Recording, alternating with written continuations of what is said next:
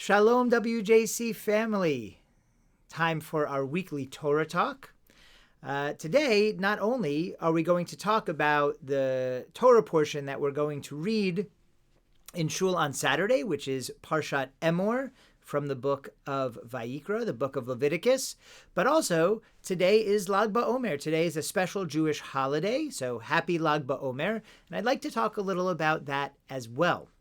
Lag BaOmer is the 33rd day, counting from the second night of Passover until the holiday of Shavuot. The whole period represents the journey from slavery and the Exodus in Egypt to revelation at Sinai and this new covenantal relationship with God. It's a very serious time in general as we contemplate that journey. A lot of mourning customs are practiced, including not shaving your beard, which is why I've been getting a little shaggy over the last month. Looking forward to a haircut later on today. I wanted to talk about the roots of Lag BaOmer to start. Why do we have this holiday on the 33rd day of the counting of the Omer? We are told in the Talmud, in Parshat Yevamot, that during Rabbi Akiva's time, he studied Torah, he had lots and lots of disciples, and an epidemic of, it's hard to say exactly what, some kind of diphtheria or dysentery spread across the land, and 12,000 pairs of Rabbi Akiva's students died. And the Talmud tells us this plague happened between Passover and Shavuot. So this period, a period of mourning and seriousness because of the death of 24,000 great Torah scholars in the time of Rabbi Akiva. Significant, but doesn't explain why Lag BaOmer. Later, we're told, much later, 1,000 years later, by medieval commentators, that the plague either ended on Lag BaOmer or it receded on Lag BaOmer, and therefore we celebrate. Another explanation that's been offered is that all of this is representative language, and that actually we know Rabbi Akiva was a supporter of Bar Kokhba, the great rebel, or not so great rebel, I guess, during the Roman era, who was supported by Rabbi Akiva, led a rebellion that was crushed and ultimately destroyed, and maybe these 12,000 pairs of students of Rabbi Akiva were actually Bar Kokhba's followers, who would have also been students of Rabbi Akiva. And so why celebrate on the 33rd day of this war? Apparently Bar Kokhba and his troops won a great battle. And so we celebrate, even though the war was a lost cause. So here's the question I want to ask. In the context of this terrible plague, let's say the plague ravaged these students. In 1 month, 24,000 of them died, and the plague ended on the 33rd day. Is that really a reason to celebrate? Or even take Bar Kokhba's war. If in a losing cause, one day they won a pretty good battle against the Romans, is that a reason to celebrate? The whole idea of Lag BaOmer in this context seems kind of crazy. As we're burying the students of Rabbi Akiva, we're supposed to celebrate that the plague went away. As we remember the persecutions of the Romans during the time of the early rabbis, during the time of Rabbi Akiva, we're supposed to celebrate because one day that we won a battle. It's not like we won our freedom or anything. So what is going on here? Why do we have Lag BaOmer? And to better understand that, I want to look at our Parsha.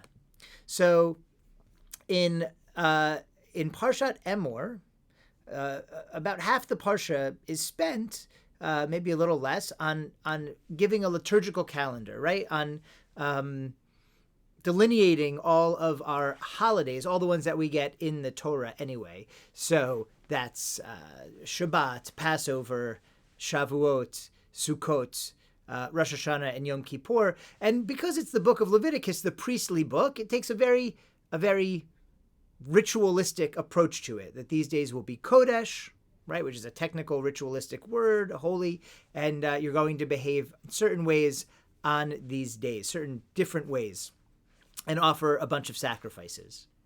But I actually want to highlight the way these holidays are described later, or what we're commanded to do on them later in Deuteronomy, in the book of Devarim, when we get another liturgical calendar. And what are we commanded there? We're commanded there, that we should visamachta b'chagecha, right? That we should be happy on all of our holidays. So whether that's Shabbat, or maybe more importantly, our big days, the Chagecha, we usually think of a Chag is Passover, Shavuot, or Sukkot. And it's a mitzvah to be happy on these days, which seems a little peculiar. What if I'm not happy on those days? What if I'm not in a good mood? What if something awful has happened to me? That doesn't really matter. With everything going on in your life, it's a mitzvah to try to rise above that, to see the larger spiritual forces that are at work in the world, and to try and take comfort and maybe joy in our relationship with God. And we do these at specially appointed times that, although they're given to us in the Torah, the Jewish people need to declare exactly when those times are because of the way the calendar works and the peculiar leap years in the lunar calendar that we follow. There's a lot of guidance in keeping the calendar the way that it should be. And so in a sense, the Jewish people interpret and declare when it's a holiday, and that is why we make Kiddush. Obviously, that which is not true for Shabbat, which comes every 7 days no matter what. That Kiddush is declaring sort of God's day. But on these other holidays, they are in a sense declared by people. And I think that's a little bit what's happening on Lag BaOmer as well, right? Even at our difficult times, it's nice when a holiday comes around. It's hard. It's hard. We might be reminded of the things that are bad in our life, the people who are missing, let's say, in our life. But it's also nice. You're with people who you love and who love you, and you remember that there's still those people in the world, and maybe you tell the stories of the people you're missing, and you keep some of the customs and the traditions of the people you're missing. Those gatherings, they're healing, they're helpful, and in some ways, we feel in those moments maybe even joy among our lost, knowing that those people were, and in a sense are still, in our lives. So maybe that's what the rabbis had in mind when they declared Lag BaOmer as well. Maybe especially at a difficult time, as we remember the students of Rabbi Akiva, or we remember the Roman persecutions and Bar Kokhba's failed rebellion, maybe the very point was to declare a day in the middle of that, to say we shouldn't only remember that which was negative during this time. We should declare a special moment for joy. A special moment to remember that despite all of that, the Jews survive. That despite all of that, Torah survives. That despite all of that, the very teachings of the people who we mourn are still with us. And in a sense, because their teachings are with us, so are they. That's why we are samachta b'chagecha, why we are happy on our holidays. It's why perhaps God gave us so many holidays. And it's something we continue to this day. By the way, not only Jews. Right? Why do we have a Mother's Day and a Father's Day? Why do we have so many holidays on the American calendar? This idea of appointing days for particular reasons of joy has stuck with us. Right? This Torah idea is an amazing innovation that has been adopted by cultures all over the world, including our very own American culture. And I wanted to point this out at what's been a difficult time, at what's been a year and more than a year of mourning and fear and strife and anxiety. I want to point that we too have this power to pick a day, to pick every Shabbat, to pick a holiday, to pick any day and say, this day our family's getting together outside and distance, we're going to have a picnic, or if you're all vaccinated, maybe it's time you can actually get together and see people we haven't seen for a long time. And even though we've been through a horrible time, when we are together, there'll be joy. When we see people we haven't seen, I felt it. I've seen people now who I hadn't seen for a year, and I couldn't help but my heart, as sad as I was about the past year, my heart was full, and I was happy. And it's that joy that we hope comes with Lag BaOmer. It's that lesson of joy that we hope we can bring with us as slowly but surely, Meretz Hashem, God willing, we come out of this pandemic and we turn back to see what life will look like.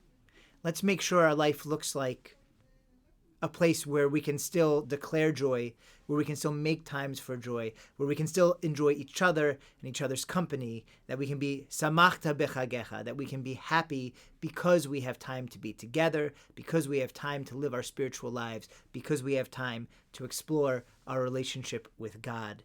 And may we all have that joy over the next few months, even as we mourn and adapt to the world as we now know it after the last year. So I wish you Lag BaOmer Sameach, a happy Lag BaOmer, and Shabbat Shalom. Enjoy learning Parshat Emor this Shabbat.